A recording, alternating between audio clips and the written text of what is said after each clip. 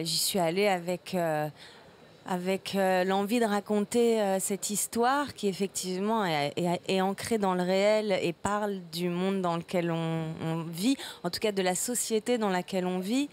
Donc c'est pas de l'engagement politique, mais c'est l'envie de raconter une histoire qui est importante à raconter aujourd'hui. C'est parce que vous savez, souvent on dit les petites gens. Oui. Les petites gens, ils ont des petits problèmes, des petites peines et des petites joies. Eh bien non. Il y a très longtemps que beaucoup de gens, au cinéma, au théâtre, ont montré que les petits gens, ils avaient aussi des grandes peines, des grandes joies, et leur vie était aussi grande. Et que petites gens, c'était un mot un peu méprisant. Donc, c'est vrai que ce sont ces gens-là, que nous connaissons, nous, comme au centre de nos images, parce qu'il nous semble qu'à travers leurs histoires ont une portée universelle. Parce que raconter l'histoire de Sandra et de Manu, cette histoire d'amour, de solidarité qui va se créer pendant 1h30 avec les autres, avec ses collègues, c'est une portée universelle et c'est un peu ce qui manque aujourd'hui. C'est cette solidarité qui manque et qui nous empêche malheureusement, comme elle nous manque, nous sommes tous séparés les uns des autres à cause de ça.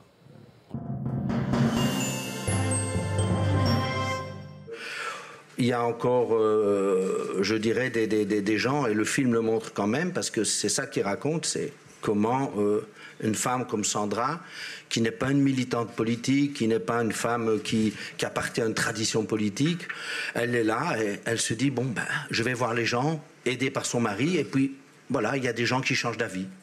Parce qu'ils voient Sandra, et ils sont touchés par sa détresse, par ce qu'elle leur dit. Donc, je pense qu'on peut encore être solidaire aujourd'hui. En tous les cas, c'est ce que le film essaye de dire. Il y a beaucoup de choses que j'aimerais aborder. J'aimerais vraiment aborder la comédie, même le film d'action. Alors c'est pas forcément des rôles mais des genres que j'ai pas vraiment abordés, que j'aime en tant que spectatrice et que j'aimerais avoir la chance un jour de visiter. Voilà. Après, des rôles en particulier, il y en a tellement que là, je suis incapable d'en sortir un. C'est vrai que j'ai toujours eu cette fascination de jouer un homme. Parce que ça me paraît impossible. Et du coup, ça m'excite un peu.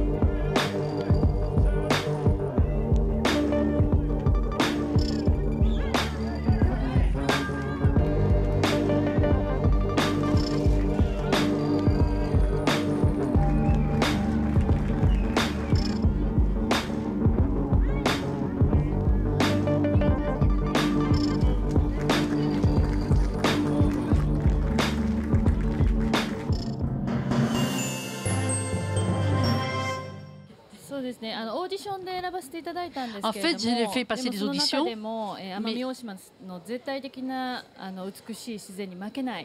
j'ai voulu choisir des acteurs qui ne seraient pas vaincus par la beauté impressionnante de l'île d'Amami. Il fallait des gens très forts et très beaux. Oui, parce qu'en fait, je suis née et j'ai grandi dans un environnement où il n'y avait absolument pas la mer. Il y avait juste un océan de verdure, c'était des arbres, des forêts. Et donc, c'est la première fois que je filmais la mer. Et alors, j'avais un peu de peur avant de commencer à filmer, mais en même temps, j'ai commencé à être fascinée par la beauté et par l'étrangeté et la richesse de la mer. D'abord, on est frappé quand on voit la nature, on est frappé par sa beauté. Mais qu'est-ce qui fait la beauté de la nature? C'est je l'ai montré très bien dans les films précédents, dans Moe no Suzaku, dans Mogari, la forêt de Mogari. Je l'ai montré, mais ce qui sous-tend cette beauté, c'est la peur. La crainte, la peur qu'inspire la nature, la crainte que les humains ont vis-à-vis de la nature. Comme vous le savez tous, il y a 3 ans, il y a eu une catastrophe très très forte au Japon, dont on dit le nom c'est Fukushima, mais enfin c'était la nature qui a été déchaînée d'abord. Et ce qui est très émouvant et ce qui fait cette force de cette beauté poignante de la nature, c'est que malgré ces craintes, les hommes continuent à vivre dans un environnement aussi dangereux. Et ça, c'est très très émouvant et c'est très fort. Au début du film, on le dit, on voit la force des vagues. On dit que tous les habitants de cette île vivent en coexistence avec ces vagues qui sont très très dangereuses. Et malgré ça, les gens continuent à vivre. Et c'est ça qui fait cette émotion de la beauté de la nature, c'est que la nature est aussi très forte, très violente, mais qu'elle est d'autant plus belle.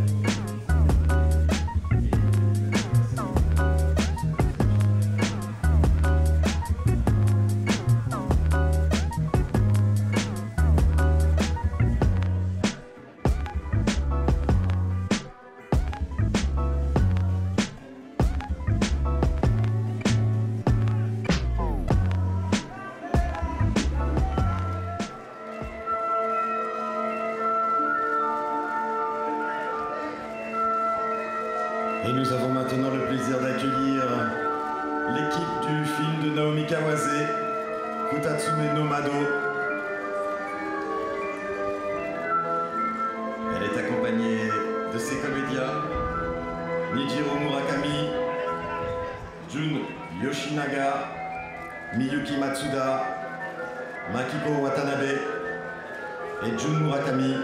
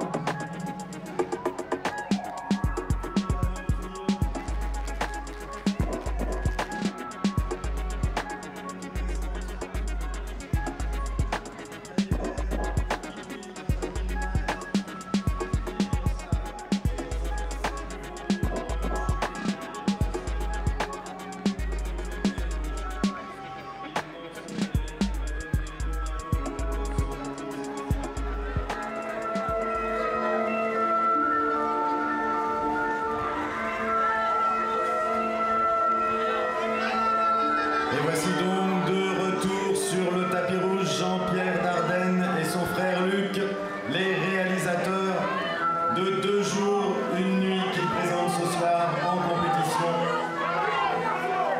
Et ils sont accompagnés de Marion Cotillard et de Fabrizio Rongione.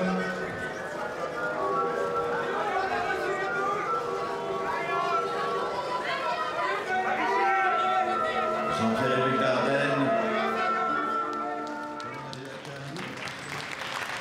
Jean-Pierre et Luc Dardenne.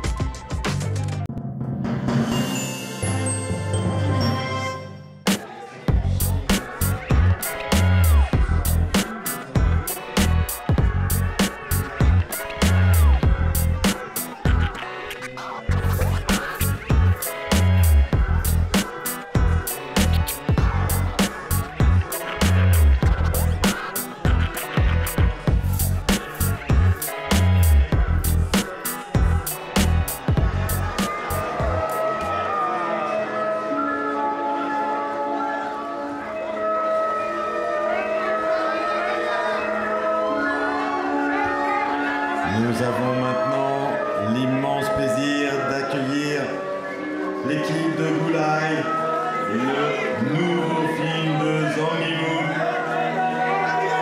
réalisateur qui a obtenu le Grand Prix du jury en 1994 pour Vivre, réalisateur de Juju, de Shanghai Triad, de House of Flying Daggers, autant de films présentés à Cannes